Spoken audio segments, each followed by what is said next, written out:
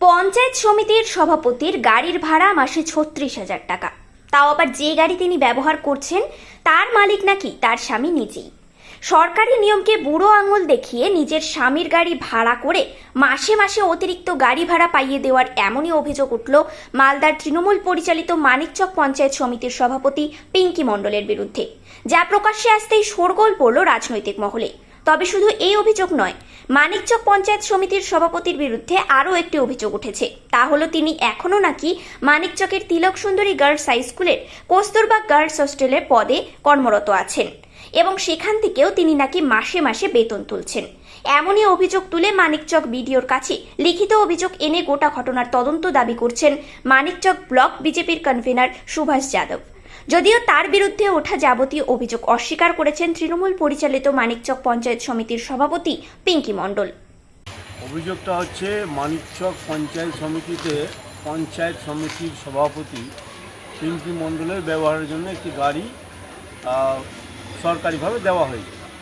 তো আমাদের অভিযোগটা হলো যে গাড়িটা দেওয়া হয়েছে সেটা কিন্তু আপাতদৃষ্টিতে মনে হচ্ছে ভাড়ার গাড়ি, কিন্তু ওটা হচ্ছে সভাপতির স্বামী অপু মণ্ডলের। ফলে সভাপতি যে গাড়িটার বেতন পাচ্ছে বা যে ভাড়াটা পাচ্ছে সেটা কিন্তু সভাপতির বাড়িতেই জমা হচ্ছে। তো এখানে নিয়ম অনুযায়ী কিন্তু যে সভাপতি বা সভাপতির বাড়ির লোক বা পরিবারের কেউ এই বিষয়টাতে অংশগ্রহণ নিতে পারে না, কিন্তু এখানে নিয়মটা অনেকটাই বেআইনিভাবে এটা করা হচ্ছে। তো আমাদের অভিযোগ হলো যদি সভাপতি গাড়ি কিনেছেন এবং কিস্তির টাকা যদি বিডিও শোধ করে তাহলে এটা বিষয়টা হাস্যকর ব্যাপার। তো আমরা বিডিওর কাছে অভিযোগ রেখেছি যে গাড়িটা আপনারা টেন্ডার করে বা কোটেশন করে পরিবারের বাদ দিয়ে অন্য কাউকে যদি দেন তাহলে বিষয়টা নিয়ম অনুযায়ী হবে। এবং পাশাপাশি আরেকটি অভিযোগ করলাম যে পিঙ্কি মণ্ডল মানিকচক তিলক সুন্দরী গার্লস স্কুলের মোশাপুরের যে স্কুল সেখানে তিনি কস্তুরবা গান্ধী হোস্টেলে কর্মরত আছেন। তাহলে একই ব্যক্তি দুই জায়গায় বেতন কীভাবে তুলছেন এটাও আমরা অভিযোগ রেখেছি। কী মনে করছেন কীভাবে এই কাজ হলো, যেখানে সরকারি জায়গায় নিজেদেরই গাড়ি ব্যবহার করছে? কোথাও কি শাসক দলের ছায়া? বিষয়টা হচ্ছে যে যেহেতু টিএমসির সরকার, এটা টোটালটাই বেআইনিভাবে চলছে, ফলে যে কোনো জিনিস এখানে ঘটতে পারে, আর তাই ঘটেছে। বেনিয়ম প্রতি জায়গায় ঘটছে, এখানেও একটা বেনিয়ম বেআইনি কাজ হয়েছে। এতদিন প্রশাসন কেনই বা কোনো পদক্ষেপ নেয়নি, কেন কী মনে করছেন?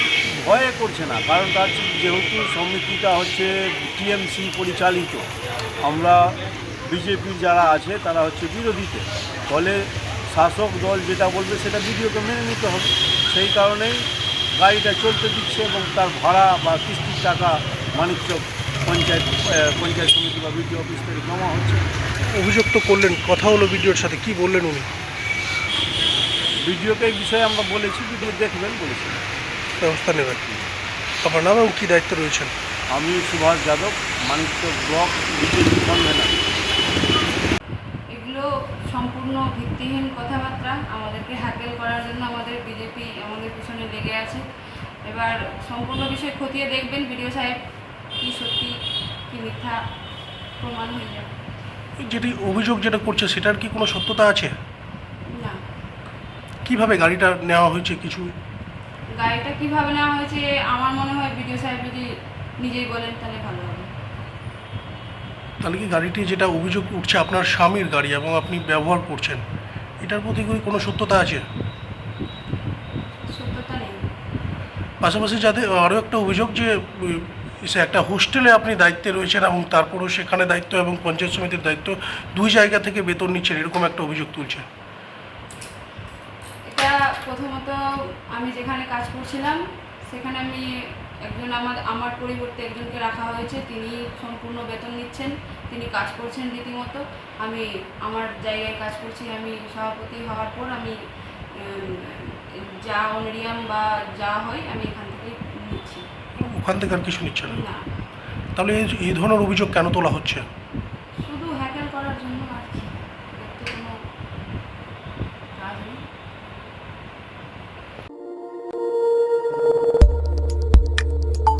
আমাদের সাথে থাকুন এবং দেখতে থাকুন নিউজ প্রাইম টাইমস, আপনাদের সাথে আপনাদের পাশে।